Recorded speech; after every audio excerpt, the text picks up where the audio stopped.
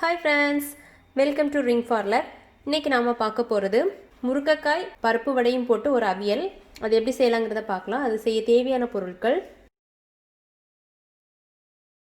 இங்கே நான் பருப்பு வடை எடுத்து வச்சுருக்கேன். அதுக்கப்புறமா ஒரு முருங்கைக்காய், 1 டீஸ்பூன் ஜீரகம், தாளிக்கிறதுக்கு கடுகு, 1 கப் தேங்காய், மஞ்சத்தூள், ஒரு 3 வத்தல் மிளகு, ஒரு சின்ன பீஸ் வெங்காயம் எடுத்து வச்சுருக்கோங்க. உங்கள்கிட்ட சின்ன வெங்காயம் இருந்துச்சுன்னா ஒரு 3 சின்ன வெங்காயம் எடுத்து வச்சுக்கோங்க. அதுக்கப்புறமா தேவையான அளவு உப்பு. இவ்வளோதான். இப்போ எப்படி செய்யலாங்கிறத பார்க்கலாம். இப்போ 2 டீஸ்பூன் எண்ணெய் ஊற்றிக்கலாம். எண்ணெய் காஞ்சதுக்கப்புறமா அதில் கடுகு பொரிஞ்சதுக்கப்புறமா முருங்கைக்காய் போட்டுக்கலாம். கொஞ்சமாக தண்ணி ஊற்றிக்கலாம்.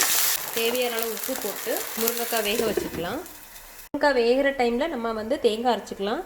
அதுக்கு ஒரு மிக்ஸி ஜாரில் 1 கப்பு தேங்காய், 1 டீஸ்பூன் ஜீரகம், வத்தல் மிளகு, வெங்காயம், மஞ்சத்தூள் இவ்வளோ போட்டு தண்ணி ஊற்றாமல் லைட்டாக அரைச்சி எடுத்துக்கலாம். இப்போ முருங்கைக்காய்லாம் நல்லா வெந்துருச்சு. அதுக்கப்புறமா வடையை நான் இந்த மாதிரி லைட்டாக பிச்சு வச்சுருக்கேன். அதை போட்டுக்கலாம்.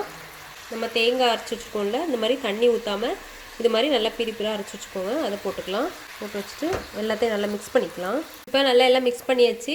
இனி இந்த தேங்காயோட பச்சை வாசனை போது வரைக்கும் நம்ம கொஞ்சமாக குக் பண்ணிக்கலாம். அவ்வளோதான். இப்போ ரெடி ஆயிடுச்சு. நம்ம கேஸ் ஆஃப் பண்ணிக்கலாம். இப்போ நம்மளோட வடை முருங்கைக்காய் அவியல் ரெடி ஆயிடுச்சு.